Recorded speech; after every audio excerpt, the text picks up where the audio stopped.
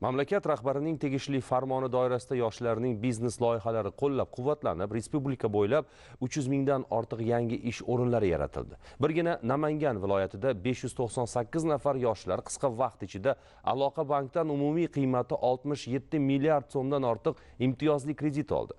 Ushbu chora-tadbirlar yoshlar tadbirkorligini rivojlantirish uchun yaxshi rag'bat bo'lmoqda.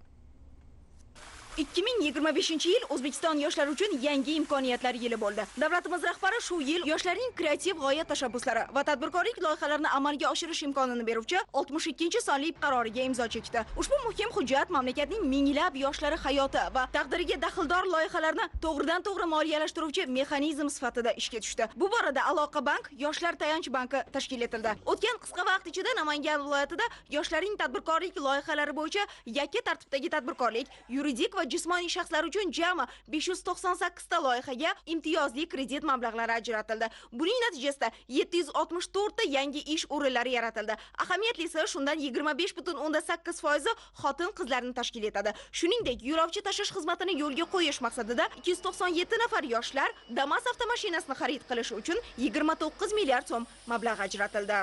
Prezidentimizning joriy yil 14-fevraldagi yoshlar tadbirkorligini rivojlantirish va ularni bandligini ta'minlashga doir qo'shimcha chora-tadbirlar to'g'risidagi qarorlar ijrosini amalga oshirishda Aloqa bank yoshlar tayanch bank sifatida biriktirildi. Har bir tumanimizda malakali xodimlarimizni biriktirib, yoshlarni tadbirkorlikka bo'lgan ko'nikmalarini, ishbilarmonlikni qo'llab-quvvatlab, imtiyozli kreditlar ajratildi. 1000 ga yaqin yangi ish o'rinlari yaratildi. Qaror bo'yicha bizning asosiy maqsadimiz yoshlarni tadbirkorlikka qo'llab-quvvatlash hamda ularni kichik va o'rta biznes subyektlariga jalb qilib, yangi bo'sh ish o'rinlarini yaratishdan iborat. 600 nafarga yaqin yoshlar bu imtiyozli kreditdan foydalanib, 1000 ga yaqin ish o'rni yaratilgan bo'lsa, mana shuncha yosh, demak, jamiyatning faol qatlamiga aylandi desak juda ham to'g'ri bo'ladi. Ushbu imkoniyatlardan maqsadli foydalangan Sarvinoz Yaxshiboyeva bugun o'z xonadonida forel balig'ini yetishtirish orqali o'z daromadini yo'lga qo'ydi. Kichik bir tadbirkorligimizni yo'lga qo'ysam degan maqsadda yurgandim. Imkoniyatlardan foydalanib 80 million kredit oldim va yarmini hovuz bilan va asbob uskunalarga sarfladim. Biz hozirda 500 ta forel balig'ini shu xonadonimizda boqyapmiz. 6 oydan so'ng sof 50 million bizga foyda qoladi. Keyingi yillarga ham bu daromad ko'paytirmoqchimiz. Prezidentimizning bizga berilayotgan imkoniyatlardan foydalanib, kichik bir tadbirkorligimni yo'lga qo'ydim va o'zimni bir tadbirkor sifatida ayta olaman. Bugun ayni qaror ijrosi va natijasi o'laroq bir tumandan o'nlab namunali misollar keltirish mumkin. To'raqo'rg'onlik No'monjon Mo'minov ham 3-4 yil Rossiyada ishladi, ammo bugun vatanga qaytdi. Prezidentning ayni qarori asosida 735 million so'm kredit olib tadbirkorga aylandi. No'monjon bugun bir oyda 20 million so'mgacha daromad topyapti. Prezidentimiz tomonidan yoshlarga berayotgan imkoniyatlar juda ko'p.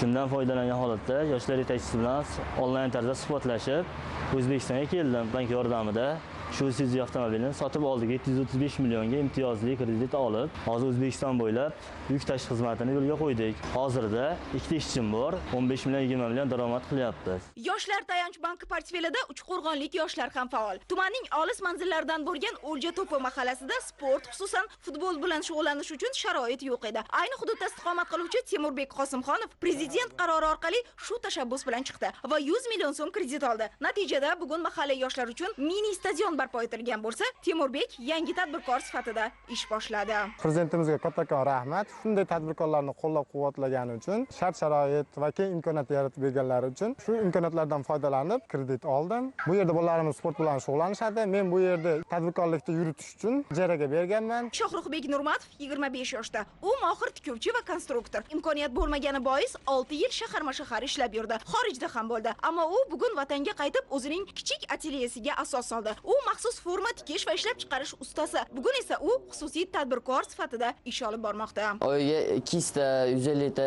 forma ishlab chiqazyapman. 18 million daromad topaman. Shundan 7 millionni sof foyda o'zimga qoladi. Prezidentimizga rahmat aytgan bo'lardim. Shunchalik imkoniyatlar yaratib berayotganlari uchun ishonchlarini oqlashga harakat qilamiz. Umuman olganda prezidentimizning 62-sonli qarori asosida respublikamiz bo'ylab jami 31804 nafardan ziyod yoshlar uchun yangi ish o'rinlari yaratildi. Buning 35% xotin-qizlarni tashkil etgani ahamiyatli. Shuningdek, 7110 nafar yoshlarning tadbirkorlik loyihalarini qo'llab-quvvatlash uchun 859 milliard so'm mablag' yo'naltirildi. Namangan viloyatida ham moliyalashtirilayotgan yoshlar tadbirkorligi yoshlar ishbilarmonligini oshirish, ularning bandligini ta'minlash, daromadini kengaytirishda yangi amaliyot bo'lib xizmat qilmoqda.